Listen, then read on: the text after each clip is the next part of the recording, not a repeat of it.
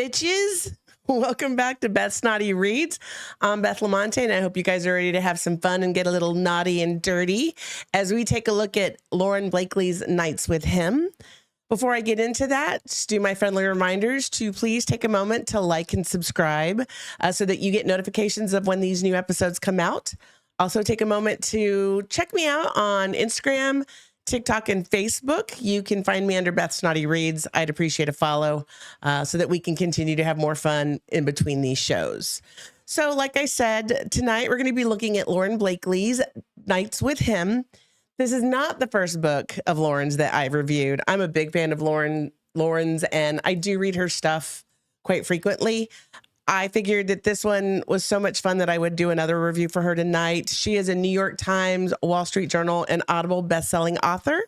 She is known for her contemporary romances that are witty, sexy, and full of feel-goods. So I hope you guys are excited as we look at Nights with Him. So I will share that Nights with Him is book one of the Joy Delivery duet. They are independent books or standalone books that you do not have to read together, but the characters do cross over. So there's a lot of the same characters in the book. She has recently rewritten these books. They're older books. I think she wrote them originally in like 2015 in third person. She has recently revamped and written them from the first person view. She also has done a great audiobook to go with it, and I think that's why she revamped it to first person so that they could be made into an audiobook. This was the first time I had an opportunity to read and listen to the book at the same time. It was a different experience for me. I have listened to books I've previously read. This was kind of different as that I read as I went along. I'm a fast reader, so I truly may have missed a little bit of the sexy voices because I read fast. Therefore, my audio was a little bit faster, but it was still enjoyable. I will likely do it again if the book allows it to be done for free, because I'm not going to buy an audiobook every time because they're expensive. But let's get into the book a little bit. So I'll start with the female character. Her name is Michelle Milo, which is easy for me to remember because my cat, who you can't see, is literally on the production table, is Milo. So I had an easy time remembering her name for once. She is a licensed sex therapist and psychologist. She specializes in intimacy issues, relationship, and emotional healing, which plays a really big role in this book. She has been in love with her brother's best friend, Chad, for the last 10 years. He's recently gotten married, and she's over the unrequited love and being emotionally stuck. So she has decided that it's time to move on from Chad and trying to find love for herself. The main male character is Jack Sullivan. He is a wealthy and charming gentleman who is a sex toy entrepreneur. After serving in the military, he decided to invest his sister's company called Joy Delivered, which is a high-end luxury adult toy company, I should say. He recently, like in the last year, lost his fiance, Megan. They were high school sweethearts, and they broke up when they went off to college, but they got back together after college and had recently just been engaged. However, she did die in a skiing accident 1 week before the wedding. So his sister feels like he hasn't just really moved on from her death. And so she has lined up a therapist for him, kind of get the tie there, right? A therapist for him to go and start working with so that he can move on emotionally. Don't mind that earthquake. See, so there's one other person. I don't normally do this, but I do feel like in this case, I need to introduce the bad guy in the book. His name is Dean Whitmore. He's a corrupt businessman, and he is trying to publicly discredit and shut down Club 1740, which is Jack's very good friends club. Both him and his sister are friends with him and his wife, and they are a safe, respectable, ethically owned sex club that allows consenting adults to find and experience deeper sexual experiences. Dean is wanting to purchase property under the guise that he would like to make more residencies, I guess, available for people who would like to move into the area. So he is basically trying to do a smear campaign of Club 1740. It's kind of an important piece that you guys need to know going into it. So after we find out and we learn a little bit about Michelle and Jack, we then come in where Michelle has been a keynote speaker at a philosophy concert at a hotel in New York City where they live. She decides the perfect end to her day would be a nice glass of scotch at the bar there to unwind. Jack is also at the bar to unwind after enjoying a dinner with his friends and sister, and he is there just for a nightcap. Neither are expecting more when they walk into this bar for their drink until they sit down next to each other, and instantly there's an attraction. They start flirting. They start giving each other googly eyes. They're kind of making each other laugh. And after some, flirty banter, they decide to end up getting a hotel room. Now, they both think, as they do in most one-night stands, that it is not a great idea to share any personal information. So no names, no, personal information, so that way they can just leave this night as it was supposed to be a quick encounter to enjoy with a random stranger. So after their smoldering time together, because this is where they do have a pretty steamy scene, Michelle gets a call and gets called away from a patient who needs her immediate assistance. They go their separate ways, thinking they're never going to see each other again. We then open up the next day with Jack on his way to his therapy session, and lo and behold, who is his sister made the appointment with? Michelle.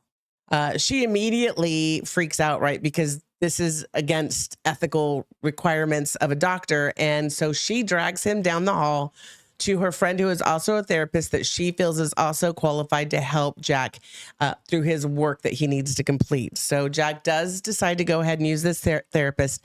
And at the end of his session, he goes back to Michelle. What were you gonna say, babe? You said philosopher. It's psychologist. Did I say philosopher for Something real? like that. Yeah, just real quick. Are you sure I didn't say psychologist? Nah, it's okay. Go ahead. I can't believe I'd say philosopher, because that's so like Greek and AD. Anyways, so Michelle's a psychologist. She drags him down the hall to another psychologist so that Jack can have his session. He can't stop thinking about her. So at the end of that session, he goes back to her office and they have another interesting little interaction that's quite steamy. And he leaves, and they have no plans to see each other again. However, he comes back a couple days later because he just can't stop thinking about her. And he proposes a 30-night pack where they enjoy each other's company with no strings attached. Michelle agrees because she also can't stop thinking about him. And this is the first time since the heartbreak with Chad that she isn't actually thinking about Chad when she's with somebody else. She's genuinely just thinking about Jack, and she feels that she needs to explore that for her mental health as well. So she agrees to this 30-day pack. They both learn through their transactional intimacy that you can still uncover real feelings. And so this story kind of takes you through their 30-day journey where they begin to uncover and learn more about each other. And they just really start to develop real feelings. They're both very afraid to admit it. They're both acting like at the end of the 30 days, they're going to go their separate ways. But as they start to get to like day 25, they both begin to realize that that's not going to be doable. They both have to decide at that point if the hurdles that they both must overcome, are they doable and worth the hard work for love at the end of the journey? So amongst all this, there is the intrigue. So I remember, if you recall, I mentioned Dean Whitmore. He is a bad guy, and he is the intrigue that is in the story as he continues his campaign to smear Club 1740 at any cost. A patient named Ben Livingston, who calls himself the Spin Doctor, is hired to go and be used as leverage against Jack. I'm not going to give you more than that because I think it'll be too much of what do you call it though? But it's not giveaway. Anyways, it'd give you too much insight into the story, and that's kind of the mystery there. So that there is that intrigue that goes along with the story that keeps the story interesting. So for my taste, I thought Nights with Him was a 4 jalapeno. Spoiler alert. Thank you. 4 jalapenos. Nope, not that one. Yes, thank you. I accidentally took them out for something else. And so can you read them, honey? Let me see. All right. There goes that. Review number 1. 5 stars, off the charts chemistry and deep emotion. Beth just spilled her drink all over the floor. All of it. Such a good podcast. Lauren Blakely has reworked the audiobook of her scorching, emotionally charged one-night stand romance, Nights with Him. It's now a full cast production featuring duet narration by Rose Dioro and Ryan West, who delivered an incredible performance full of kind, natural chemistry that these characters required. Samantha Brentmore and J.F. Harding complete the cast and round out the story into a truly addictive listening experience. So I'm not done yet. I know that's plenty though. So that's the first review. And I don't know if you said that was from Danielle. Yep. The second one is from Monique Cashmere, and it says, Joy delivers in multiples. The book is a backdated one that has been revamped and recorded for the audio, as I told you guys. I'm just going to jump ahead. It's a story about heartache, unrequited love and loss, and then finding Mr. Right unexpectedly. Both have things to resolve from their life before meeting, so Michelle and Jack make a pact of finding pleasure and happiness for 30 days. Neither of them expected to work through their issues in that time nor fall in love, but they did. It's not their only dilemma, though.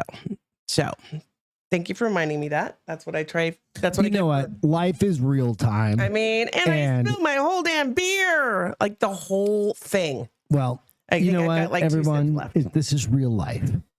I'm sad for my beverage. Okay. Anyways, so back to thank you for keeping us on track, love, and for filling in when I didn't have it in front of me.